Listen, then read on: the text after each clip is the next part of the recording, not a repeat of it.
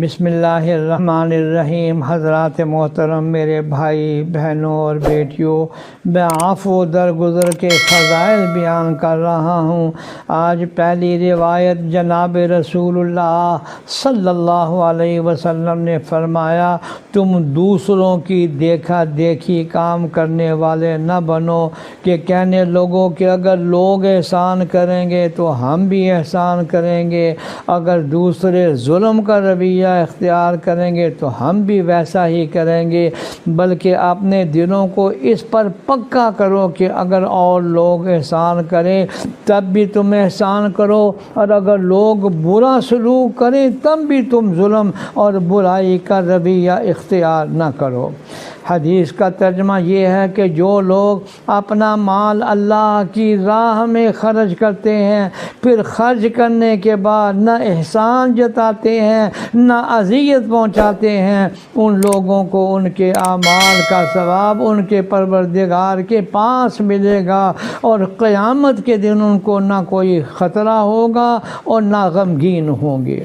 اور ایک روایت میں حضرت صلی اللہ علیہ وسلم نے یہ ادب سکھایا ہے کہ جس شخص کو اللہ کے لیے کچھ صدقہ اور خیرات دی جائے، اس پر نہ تو احسان جتایا جائے نہ اسے کسی طرح دلا آزاری کی جائے، اگر کوئی بات خلاف طبع بھی آئے تو عفو درگزر سے کام لیا جائے۔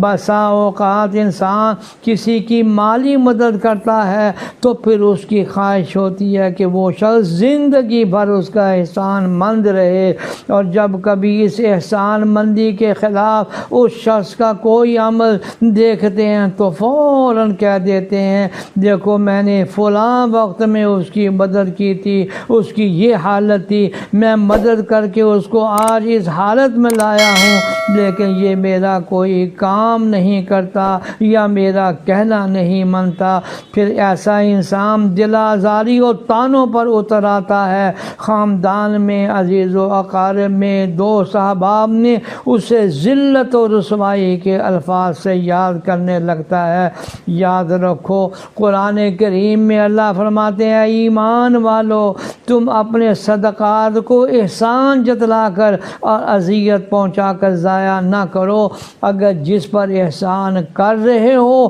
وہ اگر تمہیں کوئی تکلیف بھی پہنچائے تو اللہ کی رضا کے لیے میٹھا بول بول کر اور اس کو راضی کیا جائے، خوش کیا جائے، آخر جنت جیسی نعمت بھی تو لینی ہے۔ اللہ جل شانہ ہمیں عفو درگزر کرنے کی توفیق عطا فرمائے، آمین یا رب العالمین۔